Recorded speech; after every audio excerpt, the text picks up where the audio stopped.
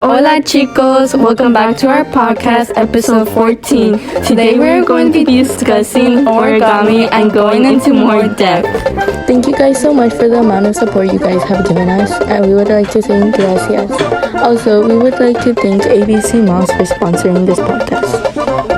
ABC Mouse is a program that teaches children how to learn certain subjects, and remember to use code Chismosas when signing up because it helps us.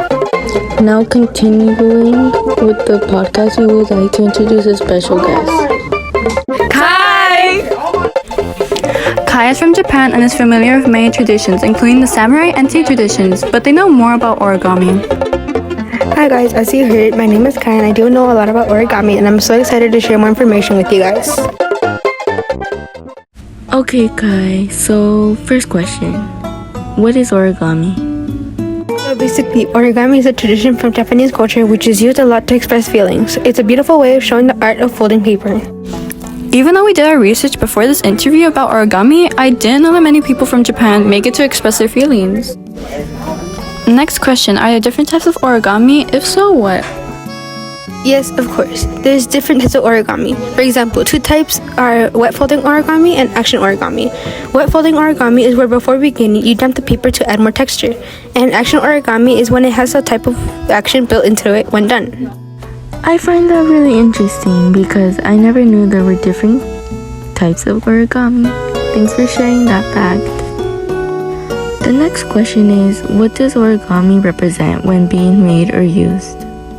So different types of origami can mean different things, such as the paper crane. The paper crane usually symbolizes good fortune and success. That is why it is most commonly made. Oh, okay, that makes more sense. Now, many people want to know this question. Who invented origami? So the person who invented origami is Akira Yoshizawa. He is most known for creating this beautiful type of art. It's been carried on from Japanese culture all this time ever since the 17th century. It's nice seeing it still being made till this day. I actually thought that origami was just something that people did when they were bored. I mean, it's a nice hobby to have even if you are bored. Okay, so next question. What was origami used for in the beginning?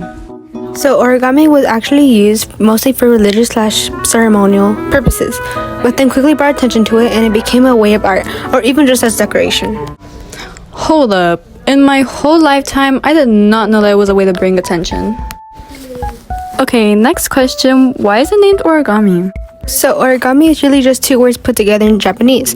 Ori means folding and kami means paper. And if you put those together, it means origami in English. That's cool. Okay, so why did origami become so popular? The reason why origami became so popular is because as more paper was made, people thought of making origami as little gifts. But then origami soon became a hobby and still is to this day. Okay, Kai, this is the final question. Have you ever done origami? If so, what kind do you recommend to people who are beginning? Yes, I love to do origami throughout my day. Some I specialize in are lotus flowers and masu boxes. They are pretty easy to make once you get the hang of it. Some easy origami I recommend for beginners are paper cranes, jumping frogs, and mini hearts. I have never made origami. I should definitely make some during my free time. Thank you for the suggestion. I think I might do origami more often. Also, I heard that if you make 1,000 paper cranes, you will get good luck or a wish. Is that true? Yes, in Japanese culture, it is said if you make 1,000 paper cranes, you can get a wish and it will come true in the future. It was so much fun talking to you, Kai, and I think me and Kaz learned some new things. Yeah, I like how I learned new things about origami and the different types. Of course, it was so much fun getting to talk about this tradition in Japanese culture since many people don't know the background of origami. It was so much fun having you on this podcast, Kai, and thank you for taking some of your day off for this podcast. Yes, thank you so much for having me on this episode. I hope to be back again soon. You did great, Kai. It was really nice having you here today. Hope to see you again. Remember to check out our next podcast every day and learn about more different cultures and what they do. Until now, Las Dos Chismosas are out and we'll be back with more chisme.